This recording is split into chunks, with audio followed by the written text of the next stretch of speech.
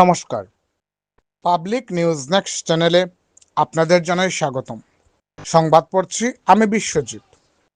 গত কিছুদিন ধরে বানরের প্রচণ্ড উৎপাত শুরু হয়েছে মধ্যধলাইর পালই, বাঁশকাল, মুঠিখাল, রামপুর সহ আশপাশ এলাকায়। সোমবার স্থানীয় জনগণ বলেন, গত কয়েকদিন ধরে একদল বানর ছুটে এসেছে তাদের এলাকায়।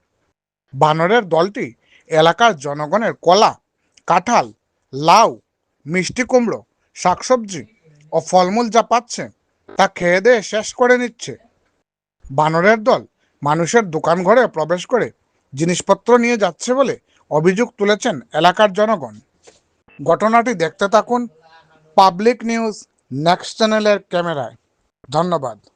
উপদ্রব দাদা দাদা মাঠে লাভ নাই, মাঝে তো গাড়ি ঘোড়ার চুরি চারি লেগে বেশ দিকদারি, রাইতিলে ঘুম নাই, আমরা বেশ কষ্ট করি আর গাড়ি গুড়ি চুরি লাগে। এখন গাড়ি গুড়ি চুরি লাগে তো ওর এখন বান্দরে আইয়া আরো উপরাধি করে, বান্দরে আইয়া এখন বেরিয়ে লাগছে।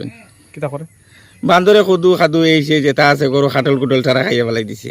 ঠিক নেই ও দাদা প্রথম থেকে উপদ্রব আজকে 5 দিন তনি বান্দর পুরা আমরা বাড়িতে 15 তনি 20টা আছে। আর চুরে লাগে তো রাইতে পুরা এলাকা লইয়া বান্দরে ফালই, বাঁশখাল, ফুটিখাল, দারবি যাবা যাওয়া ভাই আলি বান্দর। রামপুত গেছিলাম, রামপুতো রাস্তাঘাটে আরো বান্দর, পুরা আমরা এলাকা।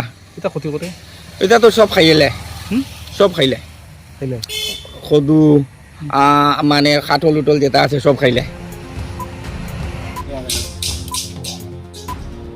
এইগুলো